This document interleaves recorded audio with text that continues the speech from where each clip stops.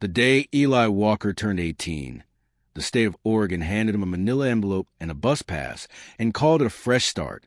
No cake, no card, no goodbye dinner with the foster family that had stopped pretending to want him around the day his check ran out. Just a tired caseworker named Marlene who patted his shoulder the way you pat a dog you're about to leave at the pound and said, "You'll figure out, hon. You always do." He walked out of that office into a gray October morning with everything he owned shoved into a black duffel bag, $74 in his wallet, and a folded paper in his back pocket that he hadn't even read yet. The wind off the Willamette cut straight through his jacket, like the fabric, was a suggestion.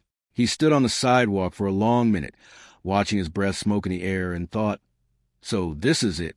This is the part where the rest of my life starts. He had nowhere to go. That was the honest truth of it. The boys' home shelter wouldn't take him after midnight tonight because he was, as of 7:42 a.m., legally an adult and therefore legally somebody else's problem. His mother had died of an overdose when he was 6. His father was a name on a birth certificate and nothing else. The grandparents he'd been told about, the ones who supposedly lived on some piece of land up in the Cascades, had never written, never called, never come looking. As far as Eli was concerned, they were ghosts. He sat down on a bus bench, pulled the paper out of his back pocket, and unfolded it. It was a deed. It was made out to him. If you're enjoying the story so far, don't forget to hit the like button and subscribe. Drop a comment telling me where in the world you're watching from. I love hearing from you.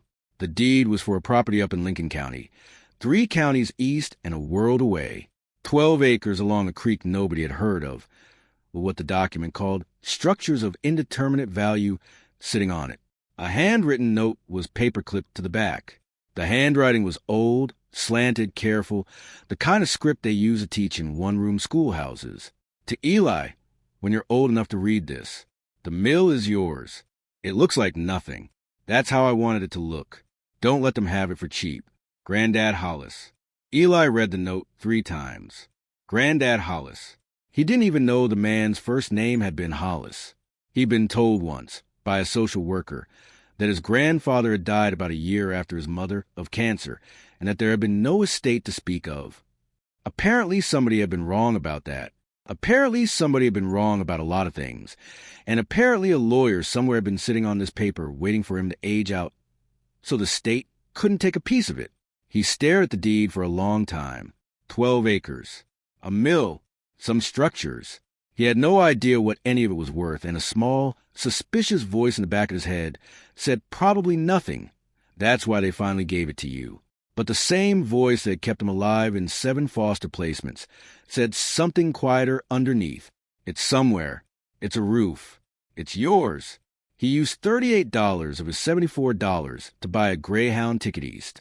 He spent another $6 on a pack of granola bars and a bottle of water. He kept the rest folded tight in his sock, because he'd learned a long time ago that the world has a way of asking you for whatever you're holding in your hand. The bus dropped him in a town called Ridge Hollow at 4 in the afternoon. It wasn't really a town. It was a gas station, a feed store, a diner with a hand-painted sign that said hot coffee all day, and a post office that doubled as the only place in 20 miles you could mail a package without driving to Eugene. The mountains rose up behind it, like something deciding whether to swallow the place whole. Eli walked into the diner because his hands had stopped feeling like his hands. The bell over the door jingled. A woman in her 60s with steel gray hair pulled back in a bun looked up from refilling a sugar dispenser. Her name tag said Marge. "You lost, son." "Maybe." He held out the deed. "Do you know where this is?" Marge wiped her hands on her apron and took the paper. She read it, and something happened to her face. A softening, a recognition, then a careful neutrality that Eli had seen on 100 adults and learned not to trust. "You're Hollis Walker's grandson." "I guess so." "You guess." She handed the paper back. "Sit down. I'll get you a coffee. On the house." He sat. She brought coffee in a thick white mug and a plate with 2 pieces of toast he hadn't ordered, and stood with her hands on her hips and looked at him like she was doing arithmetic in her head. "Your granddaddy's place is about 3 miles up the old logging road. You walking?" "I guess so." "Stop guessing, son. It makes you sound soft. She said it without unkindness. There's a man named Burl Truitt been calling around about that property for going on 6 months. Word travels in a place this size. He'll know you're here by supper time. You understand what I'm telling you? He didn't. Not really. But he nodded, because he'd learned that nodding bought you time. You got somewhere to sleep tonight? I'll figure it out. Marge looked at him a long moment. Then she reached under the counter and came up with a key on a leather fob. There's a back room at the feed store. My nephew owns the place. Cot wood stove, no shower, but there's a hose. You can have it for 3 nights, no charge, while you figure out whether you're staying or leaving. After that, we'll talk. He started to say no. She held up one finger. Don't insult me by refusing. Your granddaddy paid into this town a long time before you were born. Some of us still remember. He took the key. That was how Eli Walker met the only person in Ridge Hollow who would tell him the truth before it was too late. He walked up to the mill the next morning at first light, because he couldn't sleep and because he wanted to see it before anyone else saw him seeing it. The road wasn't really a road anymore. It was a memory of a road, 2 ruts grown over with sword fern and salal, climbing through hemlock and Douglas fir so tall they made the sky into a thin gray ribbon directly overhead. He passed a creek, then crossed it on stones. He passed a deer that didn't bother to run. He passed a no trespassing sign with bullet holes in it, weathered to the color of old bone. And then he came around a bend, and there it was. The mill was a low, long building of unpainted cedar, its roof sagging in the middle like an old horse's back, its windows dark and most of them broken. A water wheel as tall as a house leaned against the side of it, the wood gone soft and black. A creek ran past, brown and quick, and a stone foundation poked up out of ferns where some other building used to be. Behind the mill, a rusted truck without wheels sat with young alder growing up to the engine block. A crow sat on the fender and watched Eli the way the deer had watched him, like it had been expecting him. He stood there a long time. $50, he thought. Maybe, if somebody felt sorry for me.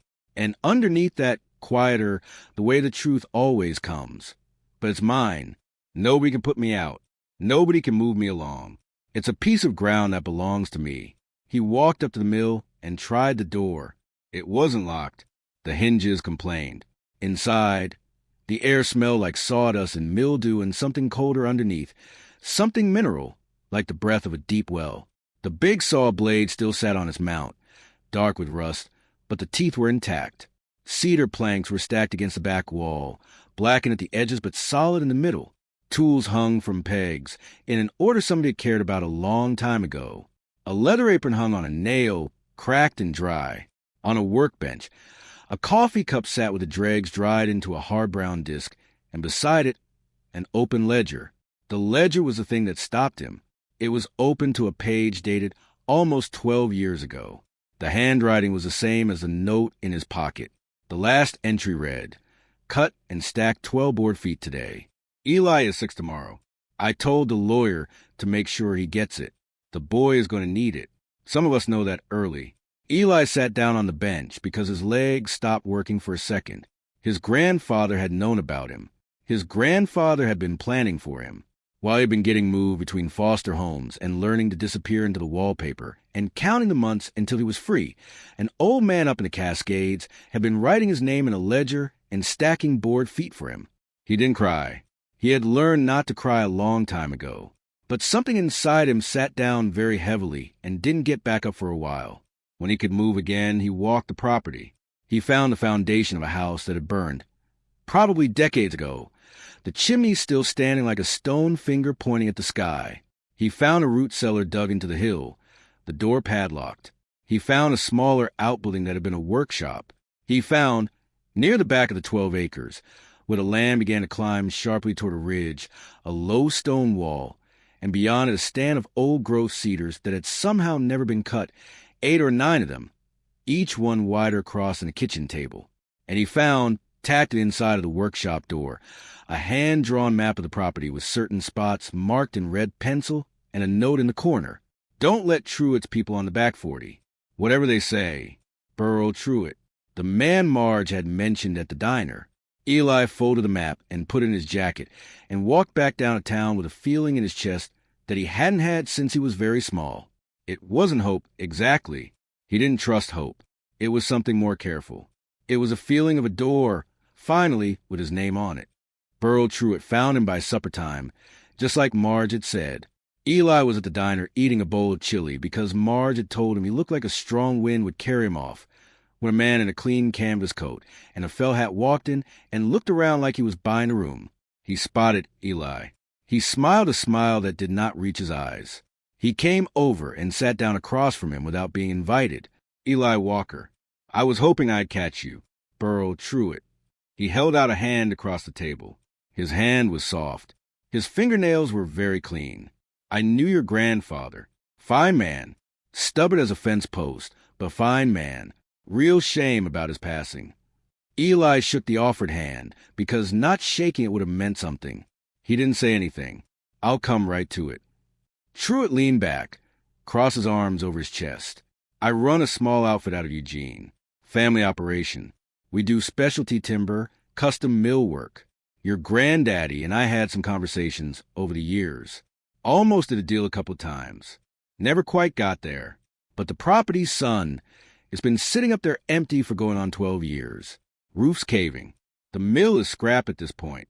Taxes have got to be a burden, am I right? Eli said nothing. He took another bite of chili. I'd like to take it off your hands. Cash. Today. Save you a lot of trouble. A young man your age, just starting out, that kind of money can change things. Get you on your feet in a real city. Get you set up. He named a number.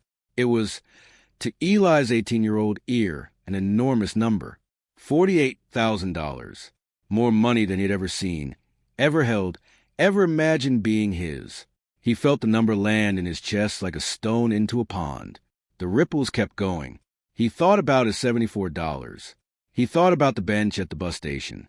He thought about 3 nights at the feed store, and then having to figure out the rest. He thought about the dried coffee in the cup on the workbench and the ledger entry with his name in it. He thought about the words, "Don't let them have it for cheap." He looked up. He took his time. I just got here, Mr. Truitt. I haven't even been on the property a full day. I'm not in a hurry to do anything. Truitt's smile thinned. Son, I understand the sentimentality. I do, but that mill is dangerous. It's a liability. If a hiker wandered onto your land and something fell on them, that's on you now. You're the owner of record. 48,000, and I take all of that off your shoulders today. I appreciate the offer. 50. I just got here. 55, and that's me being generous because I knew Hollis. Eli set his spoon down. He looked across the table at this man with his clean fingernails and his felt hat, and he thought, he's nervous. He's bidding against himself. He thinks I'm scared. He was scared. He was so scared his hands wanted to shake. But he had been scared his whole life. And one thing he had learned was that fear and stillness can coexist. You can be afraid and still not move. You can be afraid and still not say yes. I'd like to sleep on it. Truitt's smile disappeared entirely. Son, that offer is good until tomorrow morning. After that, I have other properties to look at. You understand business, don't you? I'm learning. Don't be stupid about this. I'll let you know in the morning. Truitt stood up. He put 2 fingers to the brim of his hat in something that was not quite a tip and not quite a threat. I'll be at the gas station at 8 a.m. Don't make me wait. He walked out. The bell jingled. Marge came over with a coffee pot and refilled Eli's cup without being asked. You did good, she said quietly. But son, you need to understand something. He's not going to take no for an answer. That's not how he works. What do you mean? She glanced at the door. Your grandfather had a bad fall about a month before he died. Came in here with his arm in a sling. Said his ATV rolled on him on a piece of trail he'd been riding for 40 years. He didn't think it rolled on him. He thought somebody messed with it. He couldn't prove it, so he didn't say it loud, but he said it to me. And he said, if anything happens to me, the boy's going to need somebody on his side. She set the coffee pot down. So here I am, Han, whether you want me or not. Eli looked at her. The diner was warm. The chili was hot. A piece of his life he didn't know was missing had just been slid into place. "Thank you," he said, and his voice almost held. He didn't sell. Not at 8 a.m. Not at noon. Not at any of the 4 other times Burl Truitt's offer climbed over the next 2 weeks. By the end of the second week, the offer was at $89,000, and Truitt was no longer smiling when he made it. By the end of the third week, things had started to happen on the property that Eli could not explain. A no trespassing sign he had nailed up himself was found face down in the creek. The padlock on the root cellar was broken, though nothing inside seemed to be missing. Just a few jars of preserved so old the labels had peeled and some empty crates. One night, he heard an engine on the logging road around 2 in the morning, and by the time he got out to the porch with a flashlight, it was gone, and there were fresh tire tracks turning around in his clearing. He started sleeping in the mill with a hatchet under the cot. The first real cold snap came in mid-November, and it taught him things about the property his grandfather had probably learned the same way. The creek froze at its edges and ran black down the middle. The water wheel grew a beard of ice. The mill, when he moved into it full time, turned out to leak in 19 separate places that he eventually mapped on a piece of butcher paper with a stub of carpenter's pencil, numbering each leak so he could fix them in order of severity. He patched the worst of them with tar paper and roofing nails he'd salvaged from the burned foundations of the old house. He nailed up old grain sacks over broken windows and stuffed the gaps with rags. He cut a hole in the roof for a stovepipe and installed a pot-bellied stove that Dolan the rancher had been using as a planter for 15 years and had given him for the price of hauling it away. Heat changed everything. The first night he got the stove drawing properly, Eli sat on an overturned crate in the middle of the mill floor and ate a can of beans straight from the can with a spoon and watched the firelight throw shadows of the saw blade up onto the cedar walls. And he thought, "This is the first room I've ever been in that's mine. Not assigned to him. Not loaned to him, not let to him at the discretion of an adult who could change their mind. His." He set the can down on the crate beside him and listened to the stove pop and tick and the wind work the eaves. And for a long time he didn't move, because moving felt like it might break something. He learned to ration his stove wood. He learned which logs from the back lot burn hot, and which ones burn long, and which ones spat sparks, and which ones gave good coal. He learned to bank the fire at night, so he wouldn't wake up to an iron cold stove and lungs that hurt to breathe with. He learned to keep his boots up on the bench, so the leather wouldn't stiffen on the floor. He learned the trick of melting snow in the cast iron kettle for water, rather than walking down to the creek in the dark with a bucket. He learned, slowly, day by day, the small particular knowledges that an old man builds up over a lifetime alone in a place, and forgets our knowledge at all. His hands change. By December, they were not the hands of a foster kid with a duffel bag anymore. They were thicker through the palm. The webbing between his thumb and forefinger had gone hard. His knuckles were chapped raw where the cold got into the cracks, no matter how much Sal Marge sent up the hill with him. He looked at his hands one night by lantern light, and he didn't recognize them. And then he did recognize them, because they were starting to look like the hands in a black and white photograph he had found in a tin in the workshop, Hollis at 20, standing beside the same mill, holding a peavy hook and squinting at the camera like he didn't trust it. The same hands, 2 generations apart, doing the same work in the same building. Eli stared at the photograph for a long time, and then he put it carefully back in the tin and put the tin back on the shelf where it had been waiting for him. He also started reading. He had taken the ledger down off the bench and brought it to the feed store back room and gone through it, page by page, evening by evening, for 3 weeks. His grandfather had been a precise man. He had recorded, in a hand that grew older and shakier as the years went on, every board foot cut, every customer, every payment. But the ledger wasn't only a sales record. Tucked between the entries, sometimes folded in half, sometimes pressed flat, were other documents. A surveyor's plat from 1962, a letter from the Oregon Department of Forestry, undated but old, a photocopy of a mineral rights filing, a photocopy of a water rights certificate, and, slipped into the back cover, in an envelope, a single page with 3 columns of numbers and a note at the top in Grandad Hollis's hand. Core samples. Send to Dr. Reyes at OSU. Keep copies.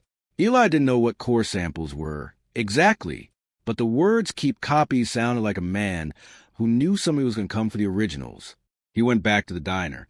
He showed Marge the page. Marge looked at it for a long time and then said, "Honey, you need to talk to my brother." But before he could get to Walt, something happened that almost ended it. Eli was walking the back 40 on a Saturday morning, checking the property line where it ran up against a national forest, when he heard voices. Two of them, men. He froze behind a fir trunk and listened. They were maybe 40 yards off on his side of the line, and they were not bothering to be quiet because they did not believe anyone was there to hear them. Told him just to get the readings and get out. He doesn't want anybody on the property longer than 10 minutes. Well, it's going to take longer than 10 minutes if you keep dropping the... A clatter of something metal against rock. A muttered curse. Eli moved closer through the ferns the way the foster kid in him had learned to move through a hallway at 3 a.m. when he didn't want a door to open. He came up behind a deadfall and went down on one knee and looked. Two men in dark canvas jackets. One of them was holding a piece of equipment Eli didn't recognize, a short metal rod with a digital readout, and a coil of wire trailing back to a battery pack. The other man was driving a small flag stake into the ground with the heel of his boot. There were already 4 such stakes visible in a rough line up the slope toward the ridge, toward the chromite. Eli's whole body went hot, then cold. He had a choice in that moment, and he knew he had a choice, and he knew the choice mattered. He could come around the deadfall yelling. He could grab a rock. He could go back to the mill for the hatchet. He could call the sheriff from the gas station, except the gas station was 3 miles away, and they would be gone by then with their readings and their stakes and their map of where the seam ran. Or he could do the thing his grandfather would have done, which was the harder thing, which was to be a witness.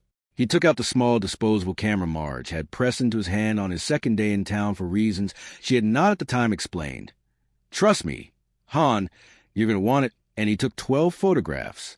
The men, their faces, their equipment, the stakes, the readout on the device, the truck parked illegally on the far side of property line, the license plate. He took the photograph slowly and carefully, and then he backed away through the ferns the way he'd come, and he walked a long way around back to mill, and he sat down on the bench and breathed. Then he stood up and walked the 3 miles to the gas station and called the sheriff. The sheriff was a man named Hoyt who had been in the job for 19 years and had known Hollis since high school. He came out personally in his own truck on a Saturday with a deputy. By the time they got up to the property, the men were gone, but the stakes were still there, and the tire tracks were still there, and Eli's photographs were still in the camera in his pocket. Hoyt walked the line with him. Hoyt took the camera. Hoyt looked at the stakes for a long minute and shook his head slowly. "Son," Hoyt said, "I am about to do something I wanted to do for 20 years, which is open a criminal trespass investigation against Burl Truett's outfit on the basis of physical evidence. You understand what you've done here?" "I think so.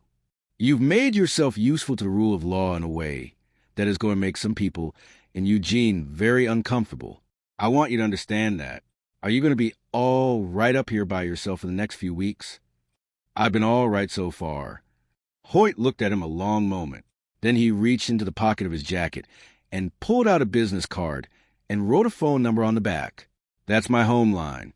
You see anybody on this property who shouldn't be on this property, you don't engage. You don't yell. You don't grab a hatchet.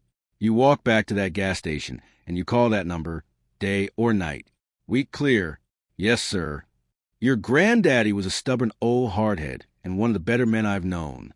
I am not going to let his grandson get hurt up here on my watch. We clear on that, too?" "Yes, sir." Hoyt nodded once, sharply, and walked back to his truck. He took the camera with him, and the stakes were pulled out of the ground and bagged for evidence, and the deputy photographed the tire tracks before the rain could take them. And Eli stood on the porch of the mill and watched them go.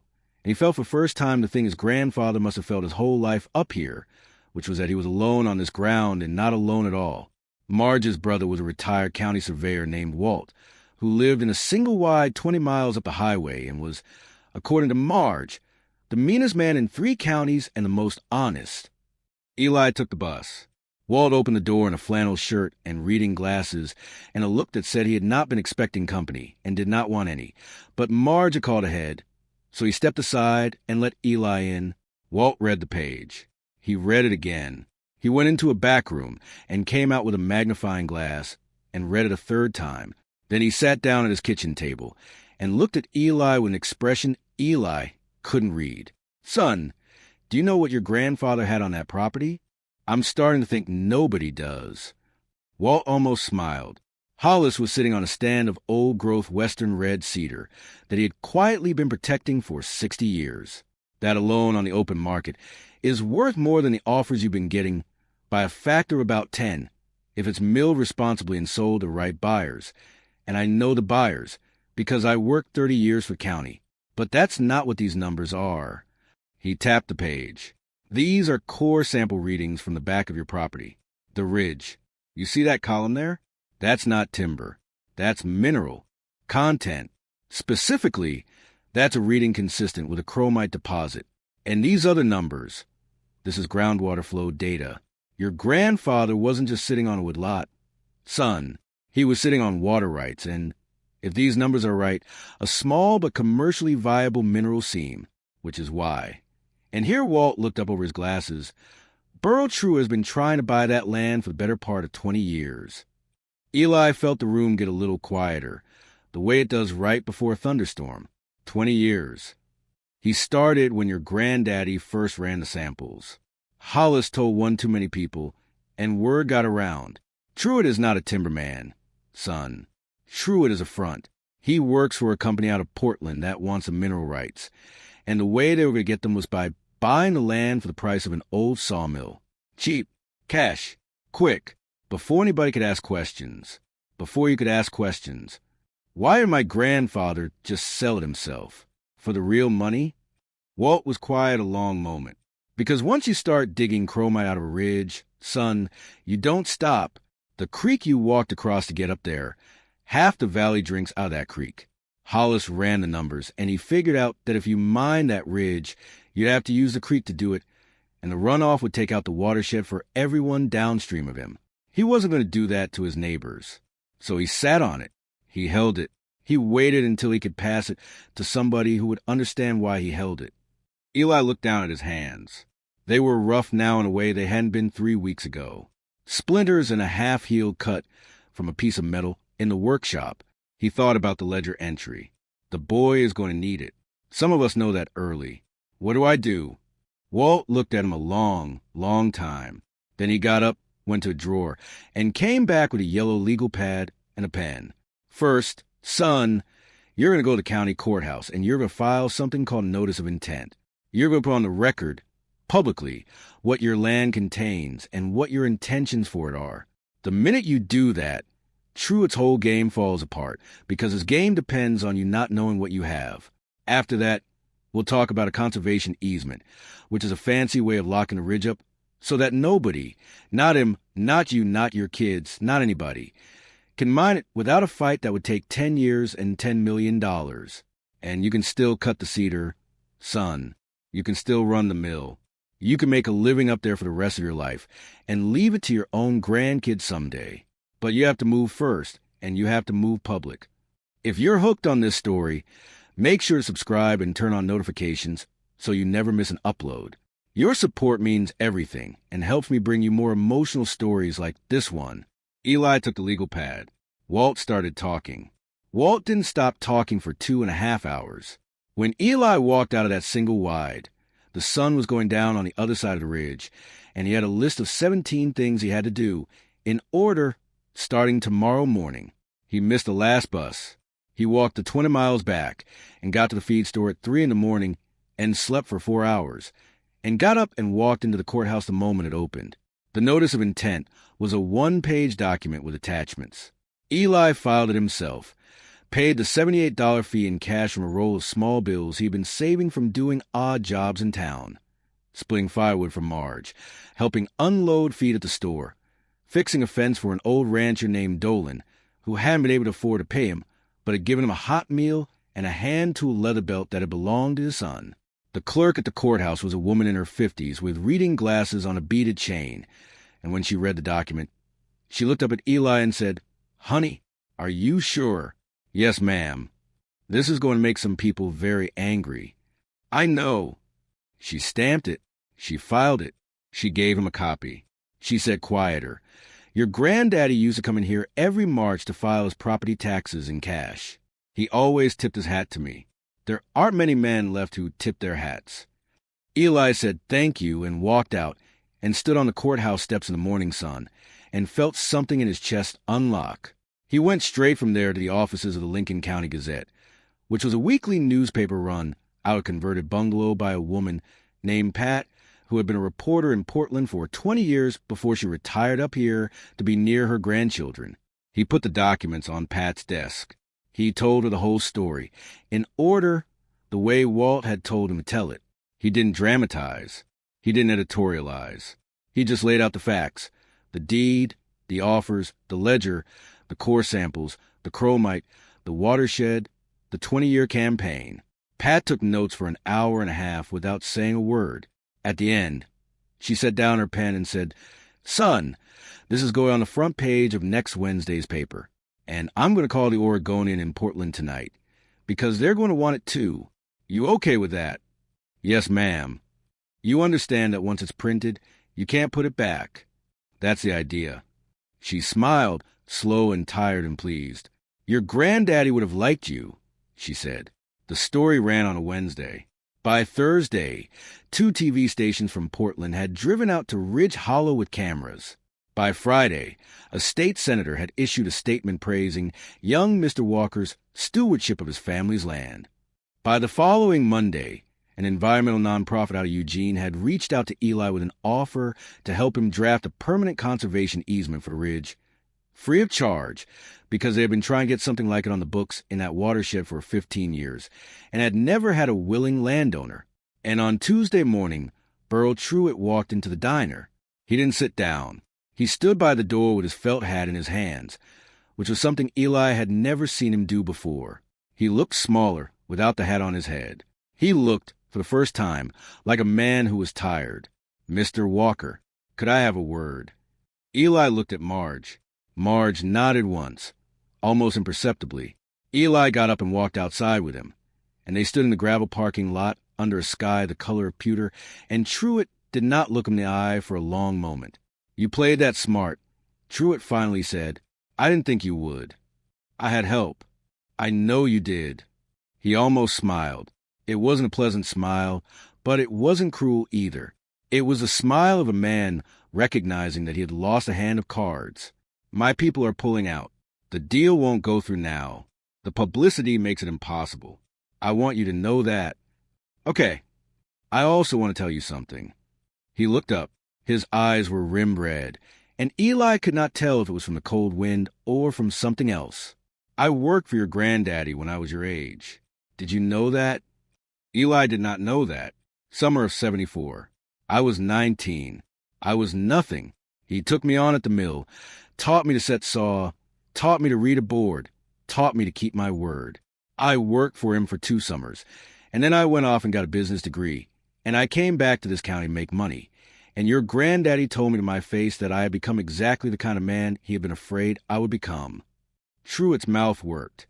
"I have been trying to get that piece of ground out of his hands, and out of yours for 20 years. Partly because there's money in it. Mostly because every time I drove past that mill, I heard him telling me what I was. I figure if I owned it, I could stop hearing it." Eli stood very still. "That's a hell of a thing to tell me, Mr. Truitt." "I know. Why are you telling me?" Truitt put his hat back on his head and adjusted it. "Because I'm 61 years old, son, and I am tired of being the man your granddaddy was afraid I'd be. The deal is dead. I'm not going to pursue it anymore. Nobody from my company is going to set foot on your land again. And if you decide you want to mill that cedar and need someone who knows the buyers, I can give you the names. No commission, no piece, just the names, as a way of saying I'm sorry." Eli looked at him for a long time. He thought about the no trespassing sign in the creek. He thought about the broken padlock. He thought about the engine on the logging road at 2 a.m. He thought about a grandfather he had never met dying alone of cancer in a county hospital, while a man named Burl Truitt drove past his mill and tried to make him into a memory. He also thought about an 18-year-old kid Granddad Hollis had once tried to teach. "I'd like the names, Mr. Truitt," Eli said quietly. "Thank you." Truitt nodded. He turned and walked to his truck. He stopped halfway. He did not turn around. "He used to talk about you," he said over his shoulder. "Even before you were born. He'd say, 'I've got a grandson coming. I don't even know him yet, but I'm building this for him.' I thought he was being sentimental." He paused. He wasn't. Then he got in his truck and drove away, and Eli stood in the gravel for a long time after the dust had settled. The conservation easement was filed in March, for months after Eli had stepped off the bus in Ridge Hollow with $74 in his pocket. It permanently protected the ridge, the chromite, the watershed, the old-growth cedars, and a corridor of forest along the creek. Under its terms, the mill could continue to operate.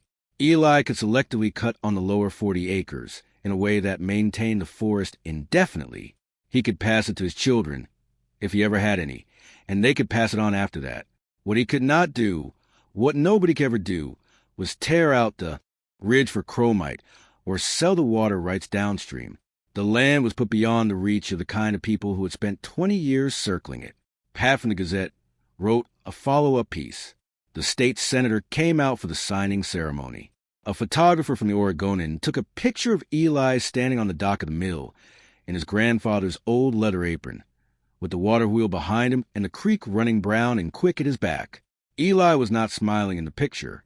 He looked like a man who had been working hard for a long time, which by then he was. He spent that first summer rebuilding the mill. Walt came up on weekends with tools and advice. Dolan, the rancher he'd fixed the fence for, sent his 2 grandsons over to help raise the new roof. Marge fed the work crews out of the diner kitchen at cost. By August, the water wheel was turning again. By September, the saw blade was cutting cedar for the first time since 1996. The first board he milled, he hung on the wall of the workshop next to the leather apron with a small brass plaque that read September 14th. First cut, for Hollis. He made his first sale in October, 800 board feet of clear cedar to a custom guitar maker in Portland, who paid in full and asked if Eli could do another order in the spring. The check was for $9,000. Eli put $2,000 into the mill, $2,000 into a savings account, and $1,000 into an envelope he handed to Marge across the counter at the diner. She wouldn't take it. "You take it," he said, "or I'm going to leave it on the counter and walk out, and you can give it to the next kid who comes through here in a duffel bag." She took it. She didn't say anything for a long time. Then she said, "Your granddaddy will be proud of you, son." "I never met him, Marge." "Doesn't matter. You met him every day for the last year." She wiped her eyes with the corner of her apron. "Now get out of my diner before I cry in front of customers." The years went on. The mill ran. Eli got better at the work. He got better at reading the wood, at setting the saw, at understanding the small, particular silences of the forest, when to cut, when to leave alone, when to walk the property line just to walk it. He hired a kid named Trevor in his 4th year, another foster kid aging out, brought him up from a group home in Salem the same way Hollis would have done it if Hollis had ever gotten a chance. He paid Trevor a fair wage and taught him to keep a ledger. He built a small cabin behind the mill and lived in it year-round, with a wood stove and a dog named Hatchet and a shelf of his grandfather's old books. Trevor had come up to the mill the way Eli had come up to it, by greyhound, with everything he owned in a single duffel, with a face that had stopped expecting anything from the world, and a posture that was already learning to take up less space.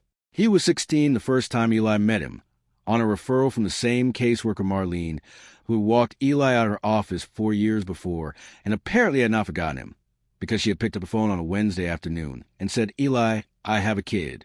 I have a kid I can't place. He runs from every home I put him in. He's smart, and he's angry, and he's going to age out in 18 months, and I think you might know what to do with him." Eli had said send him up, and 3 weeks later Trevor had stepped off the bus in Ridge Hollow with that look Eli remembered, the one that says, "I am here because I had no other place to be, not because I want to be here, and the moment a better option opens up, I am gone." Eli had not tried to argue with the look. He had taken Trevor up to the mill, given him the back room of the workshop with a cot and a stove, handed him a pair of work gloves, and said, "I don't expect you to stay, but while you're here, we work. 6 in the morning till 6 at night. You eat with me. Sundays we don't work. The hatchet's where you can find it. The phone's at the gas station. You decide." Trevor had stayed 3 days, run for 2, come back on a logging truck driven by a man Eli had paid to keep an eye on the highway, and stayed ever since. It took a year before he asked Eli a question that wasn't about work. It took 2 before he laughed out loud, where Eli could see him. By the 3rd year, he was milling cedar with precision Eli hadn't been able to match at his age, and he was keeping the ledger in handwriting that, Marge once observed when she came up to deliver groceries, looked uncannily like Hollis Walker's. Eli had looked at the ledger after she said it, and she was right. He didn't know how that had happened. He had not consciously taught the boy that handwriting. The boy had picked it up off the old pages, from staring at the originals every day, the way a kid raised in a house picks up a parent's accent. Some things travel further than you mean them to.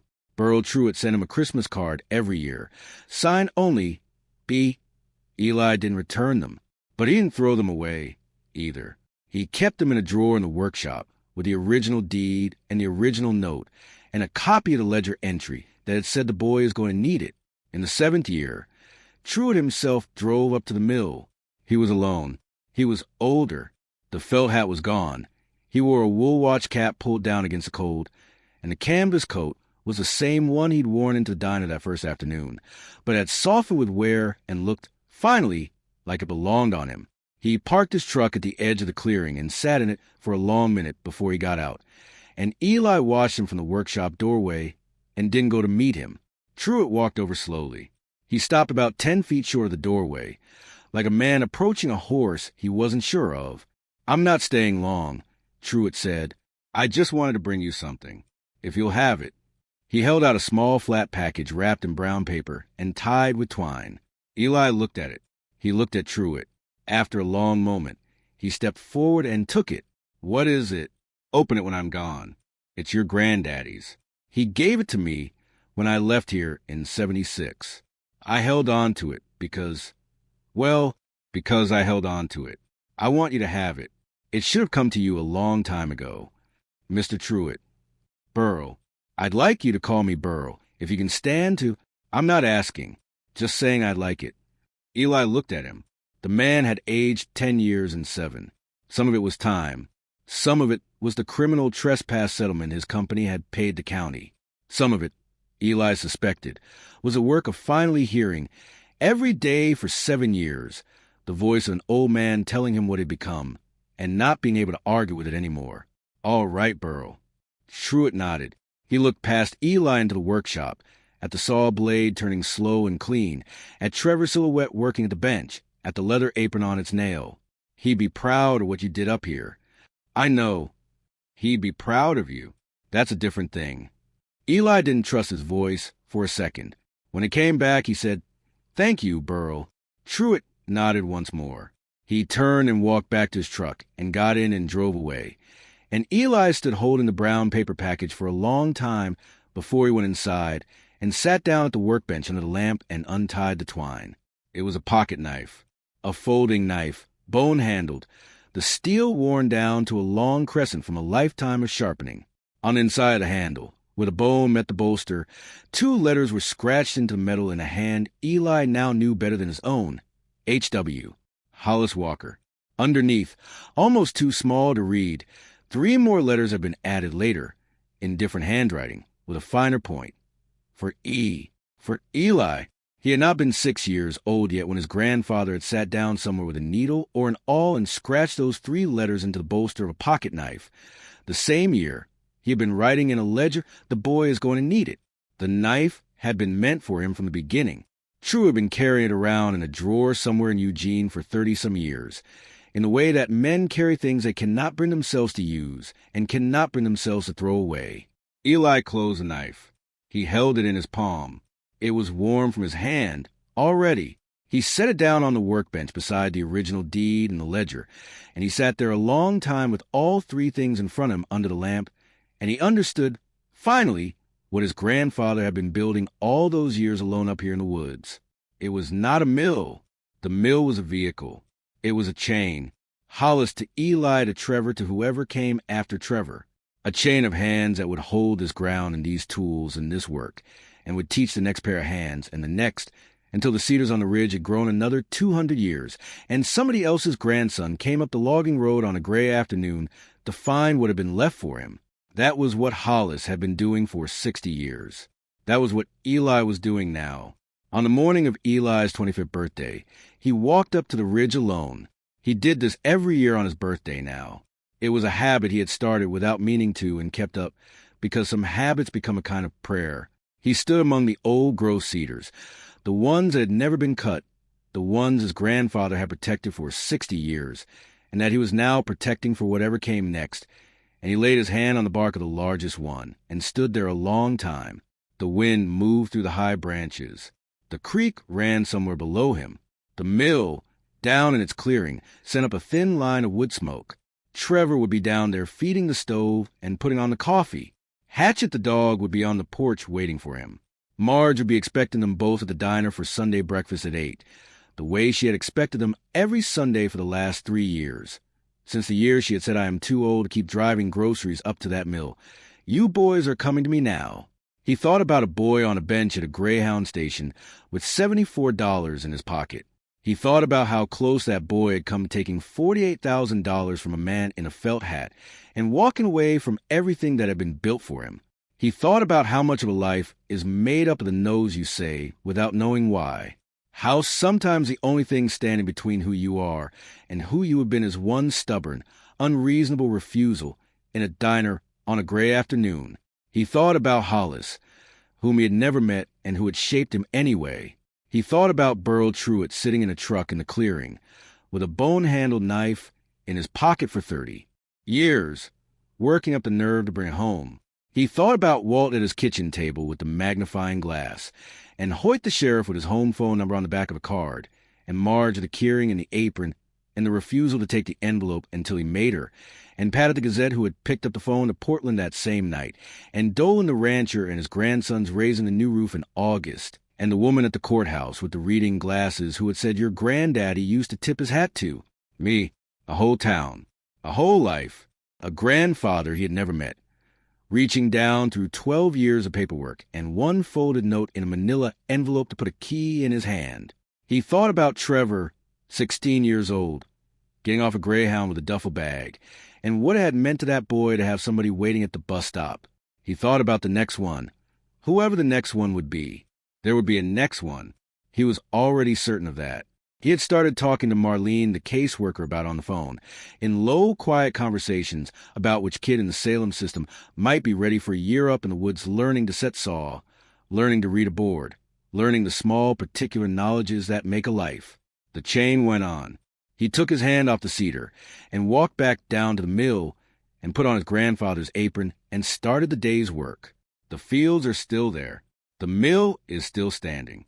The water still runs clean down the creek and into the watershed and out to the sea.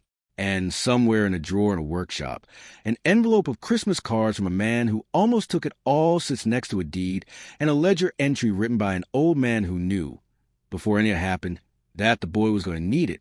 Some of us know that early. Thank you so much for watching until the end. If you loved this story, check out the other videos on your screen now. I think you'll really enjoy them. And don't forget to subscribe if you haven't already. See you in the next story.